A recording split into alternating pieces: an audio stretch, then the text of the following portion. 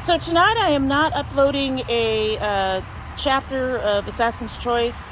Just have been busy with other things this week and didn't get around to filming it, so not going to worry about it because it doesn't get that much attention anyway, which is just fine.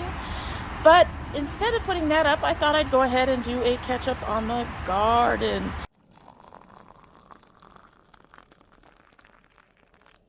We are actually doing very, very well, despite one tumble, which was not from winds, we don't think. But we're going to go ahead and take a look at what's going on here. I think only one thing has not come up at all, and that just may be a matter of waiting for it, or the seeds may have been dead, which is really weird because I just got them. But anyway, everything is doing fairly well. I've already done some thinning. These are our gladiator aromas coming up, and here are the chocolate stripes, which I am going to have to do some thinning for as well, and our honey delights, which are the beautiful little round golden colored cherry tomatoes that I really love, and our purple tomatillos are up. Kind of want 3 plants when we're done with the purples. That way we have 3 plants to go ahead and do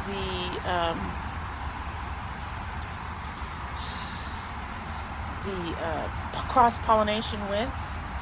Our straight eights and our climbing zoots look like they are indeed going to be climbers. I'm very excited about them. I think I've said that several times. As I said, the ground cherries still look like there's nothing going on yet. I don't see anything going on yet, so we'll see. They might need another few days.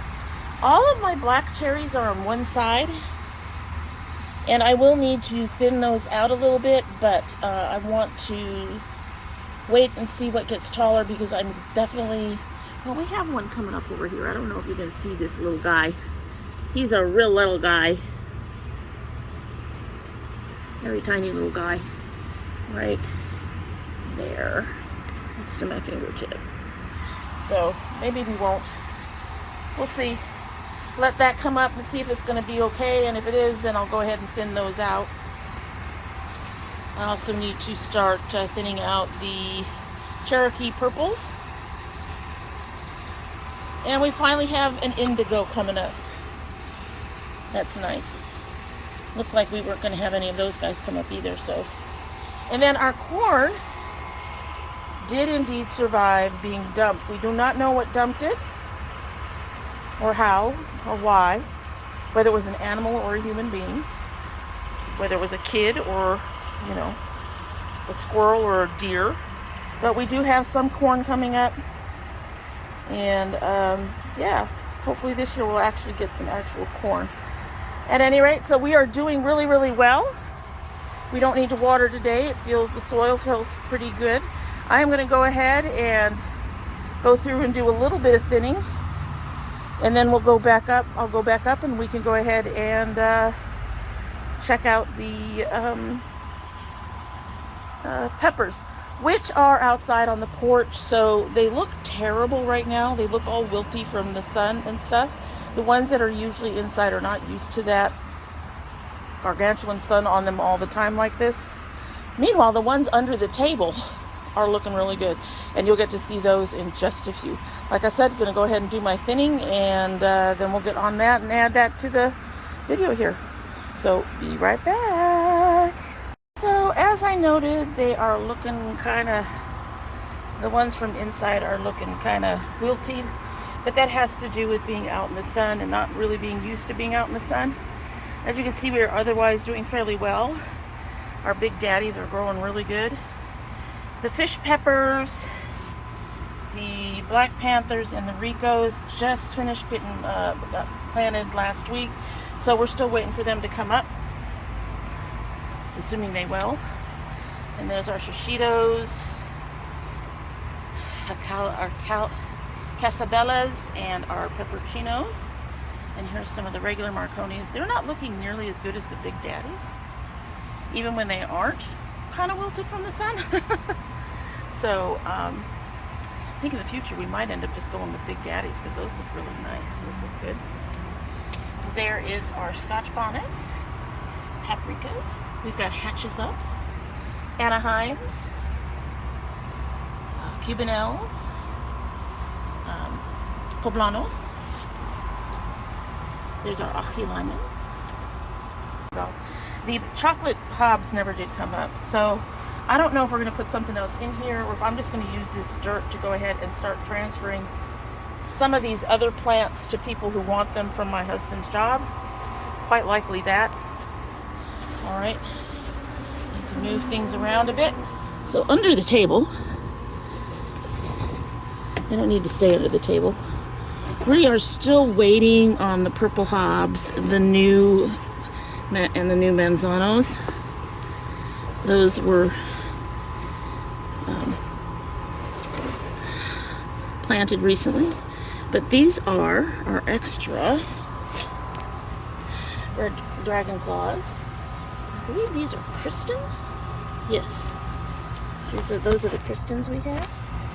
And if you look under here, we have more dragon claws, charapitas, and ají dulces. So these guys are all doing really well. These guys are used to being out here, which is one of the reasons why I think they don't look so sad as the others. These guys go in every night. And I have to figure out what I'm doing fairly soon.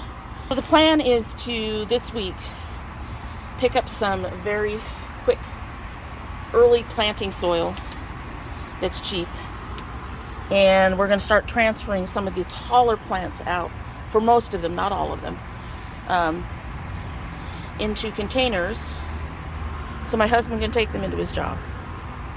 Once that is all done, we are down to about one plant per each in each thing. So one Big Daddy, one shishito, one paprika, just one in each of these, So we're down to 3 plants per container.